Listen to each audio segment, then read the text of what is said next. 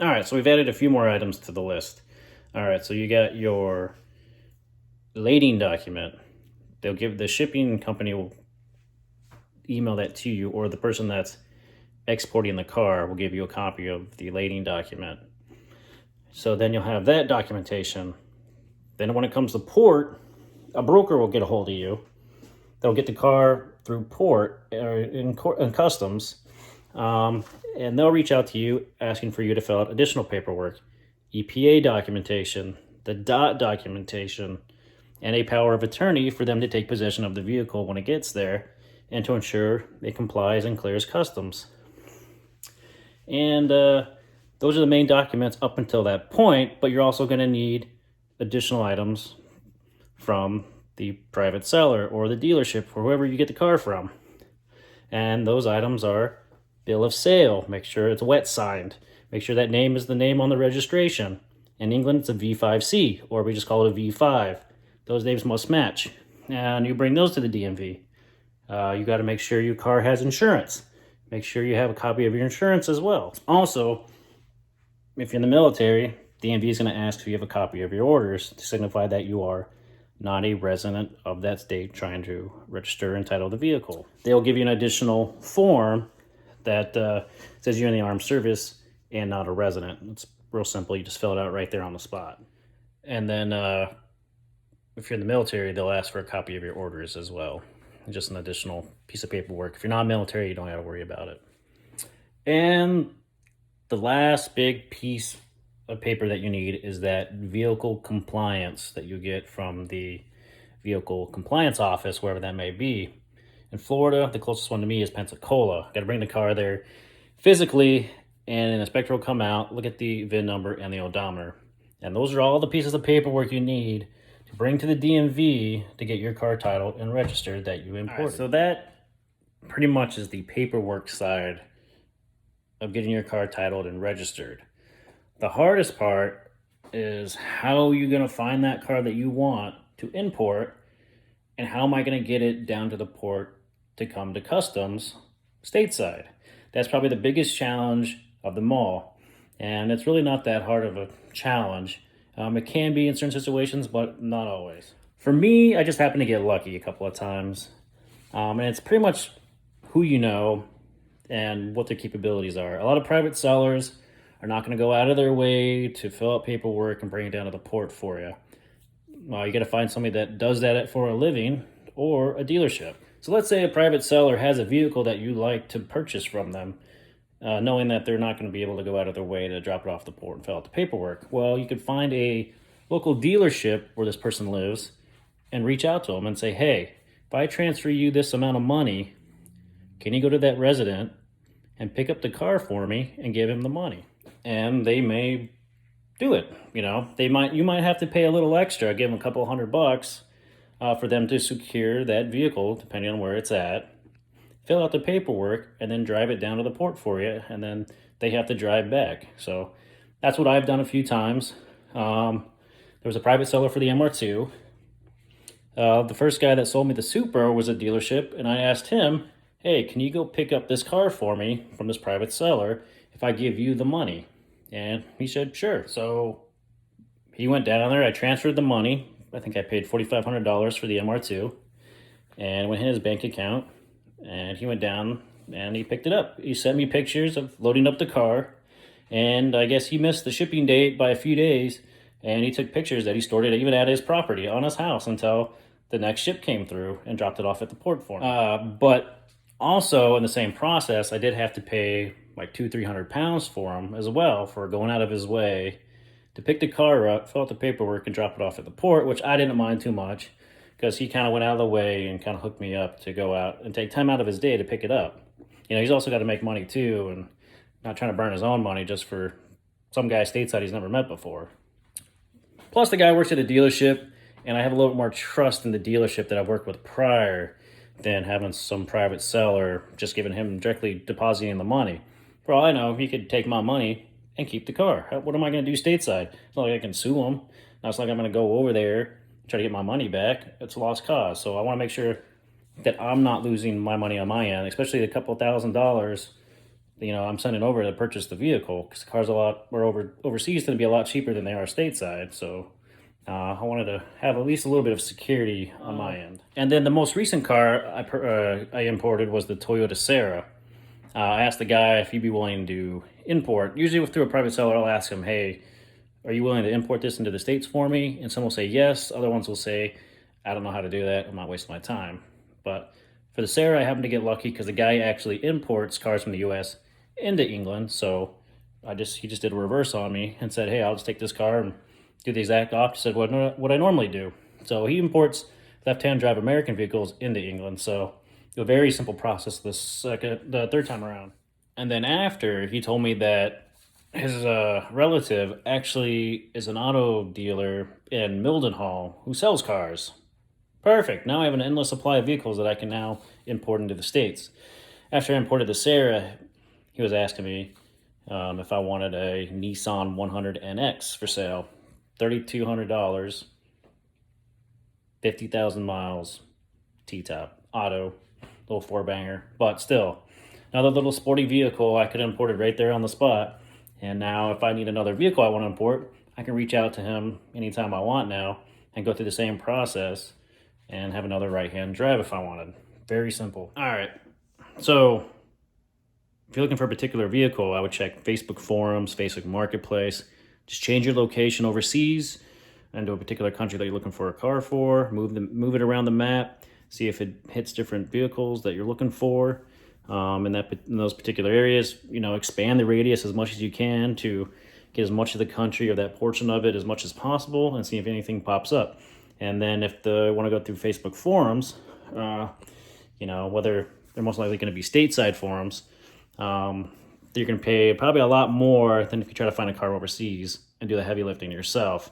They've kind of taken everything out of the equation and made it really easy for you to where if they already have a clean title and registration, you just sign over all that information and bring that new information over to the DMV and you're done. Well, you're doing all the heavy lifting, so you're going to pay probably for a car that's much cheaper, but also having to go through the hassle of paying for the shipping, the importation fee through customs, pay the brokerage fee to get the car out of customs, get the car shipped out of customs to your residence if you want to go that route, or pick it up, and then the registration fee on top of it. So you may pay for a car that's $3,200 overseas, but you're paying, $6,000, $7,000 when it's all said and done, if not more, depending on the type of car.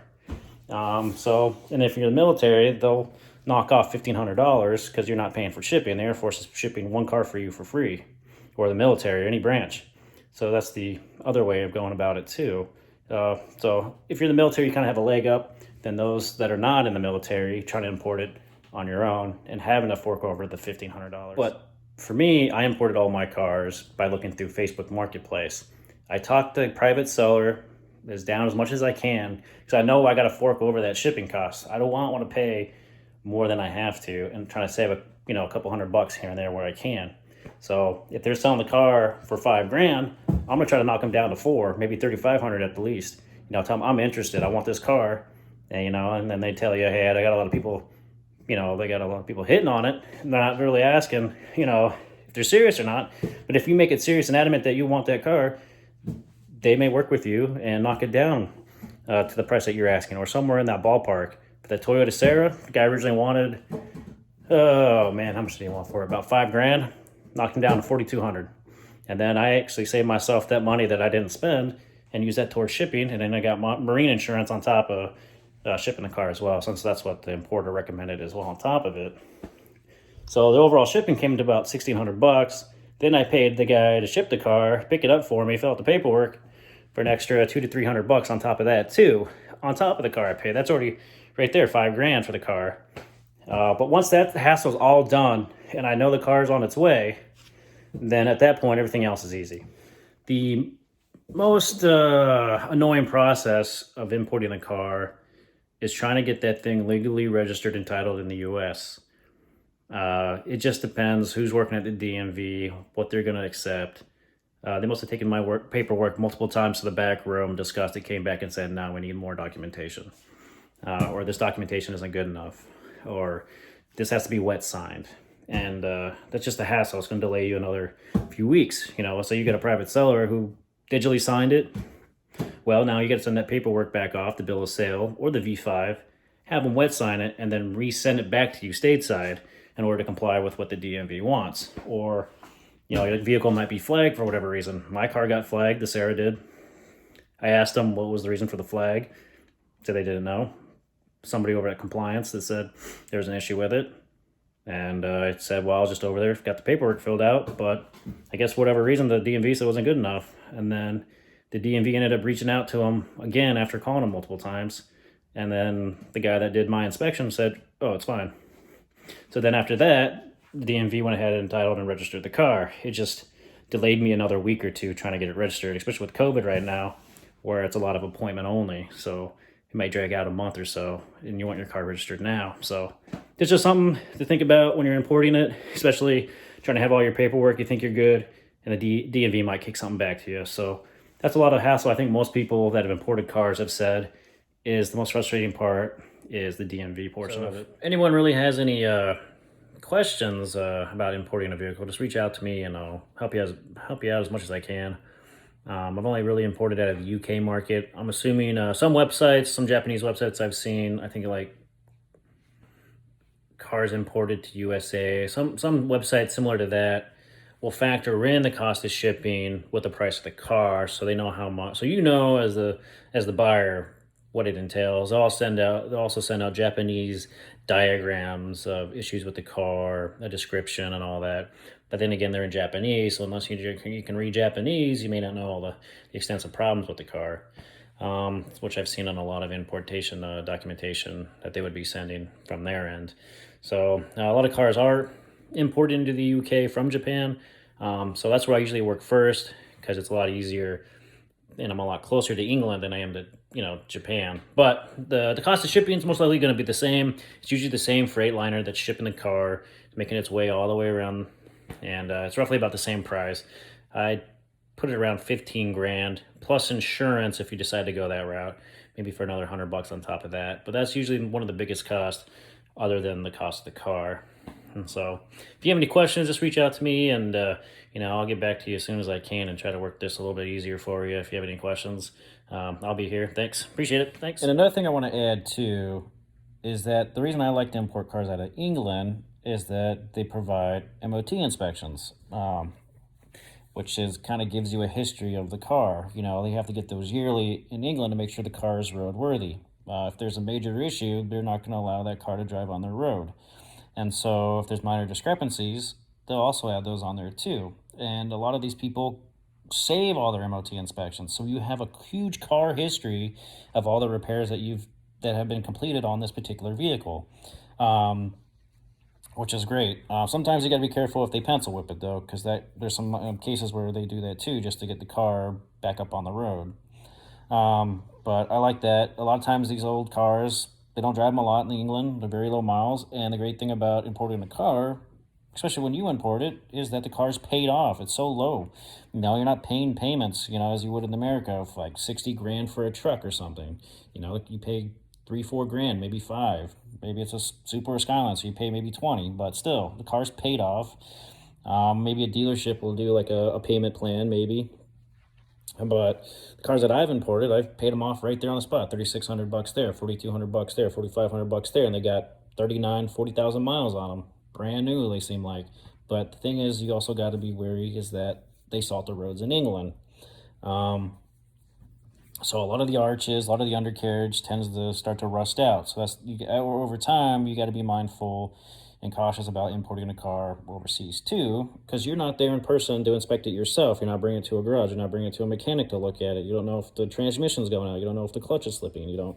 There's all these issues that you may not know. Maybe the interior's ripped up. Maybe there's limited photos that they give you. So what I like to do is get a hold of these people and have them show me additional pictures. I want pictures of the engine bay. I want pictures of it running. I want pictures of the undercarriage. I want pictures of the sills. I want pictures of the arches, because those are the areas that are most likely going to go out first, especially with cars imported from England.